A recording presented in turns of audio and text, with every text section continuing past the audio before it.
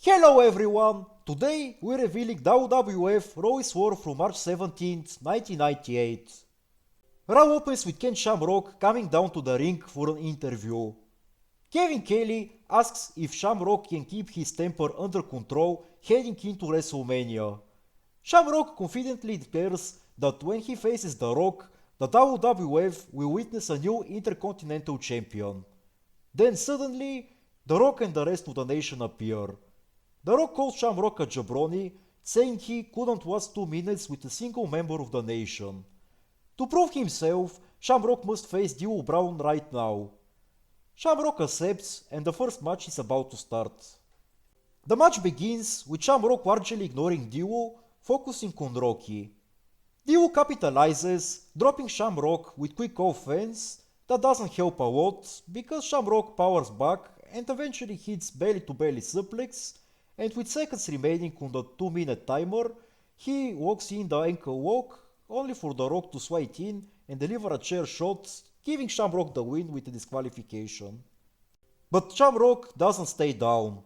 He taunts The Rock to hit him again, and The Rock gives him a brutal skull chair shot that leaves even Farouk questioning Rock's actions, hinting even more cracks in the nation. Shamrock is carried backstage, concussed, setting the stage for a heated IC title match at WrestleMania. Next, Sable comes out, clearly annoyed and wastes no time getting to the point.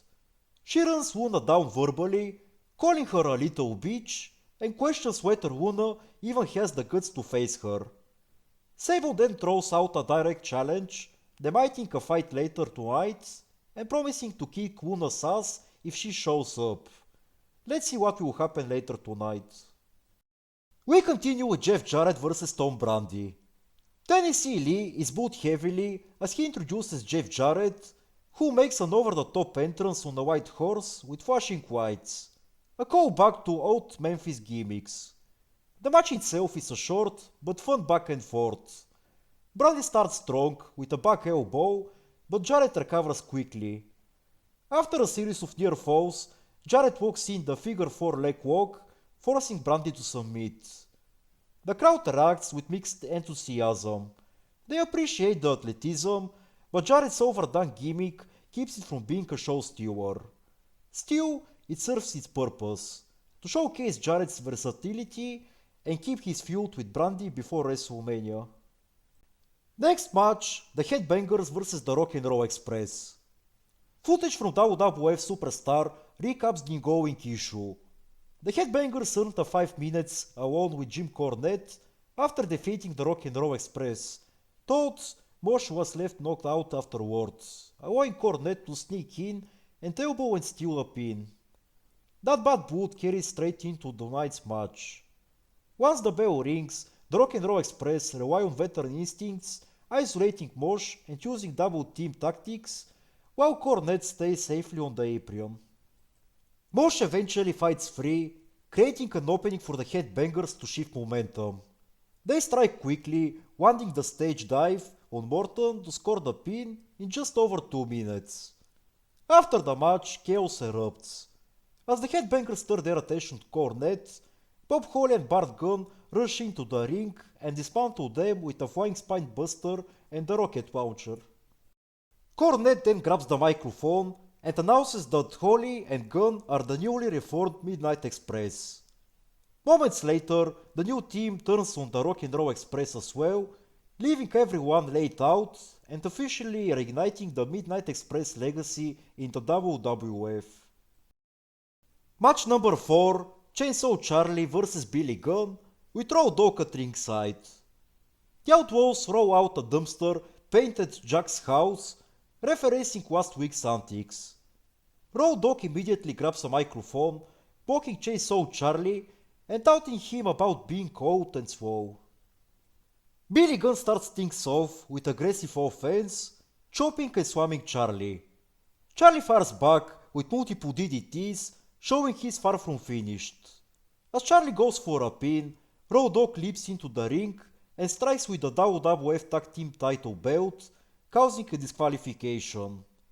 Chaos ensues when Cactus Jack arrives to save Charlie, using a rope pulley system to suspend Road Dogg upside down.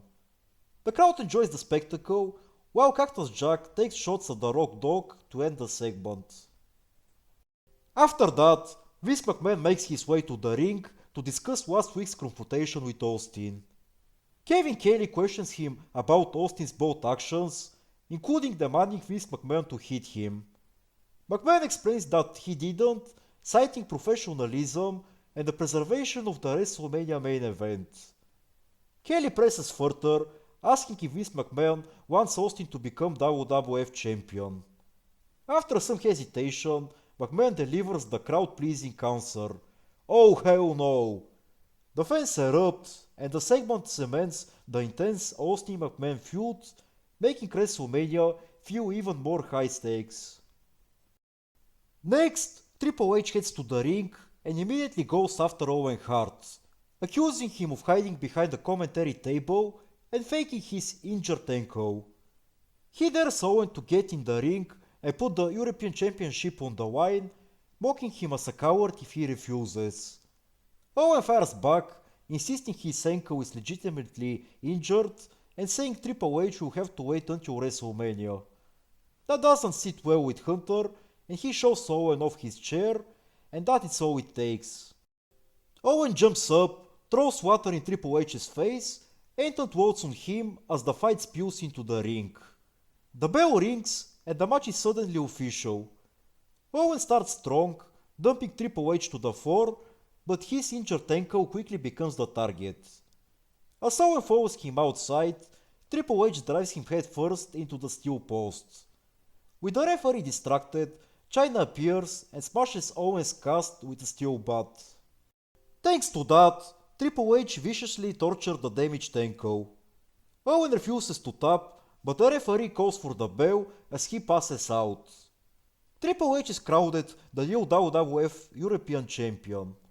Owen never surrendered, but the damage is done. The segment gives Triple H massive heel heat while keeping Owen sympathetic and dangerous heading into WrestleMania. And now, the main event, Luna vs Sable. This is announced as a match, but Jim Ross immediately points out that it's really more of a confrontation. The moment things get physical, referees and officials flood the ring, trying to keep the two apart. Once Sable finally breaks through, the segment completely unravels. Goldust pulls Luna out of the ring to protect her, while Mark Merrow grabs hold on Sable, attempting to restrain his wife as well. During the struggle, Sable goes down and appears to injure her knee, struggling to stand up and unable to put away any weight on it. Before anything else can happen, the mood shifts dramatically. Kane and Paul Bearer make their way to the ring, and Merrow panics, leaving Sable in the ring as he runs off to get some help, leaving her alone and terrified. Kane steps onto the apron as Bearer taunts Sable, and just as it looks like things are about to get even worse, the lights go out, and The Undertaker appears atop the Titantron. He delivers a chilling warning to Kane, promising vengeance at WrestleMania 14. Taker felt Kane's wrath, now he will feel The Undertaker's. There is no turning back. The only thing left for Kane is to rest in peace. A bolt of lightning strikes the stage, setting a coffin ablaze with a doll symbolizing Kane inside. As Jim Ross states, in 12 days, brother will face brother at WrestleMania 14. This Raw may hit its low points, especially with video packages, but it succeeds in building anticipation for WrestleMania 14. Key things: Vince McMahon finally pushing back to Steve Austin, the IC and European Championship feuds getting hotter, and Kane vs Undertaker building momentum. If you enjoyed this recap, don't forget to like, comment, and subscribe for more classic WWF reviews. Thanks for watching, and until next time, I'll see you at ringside.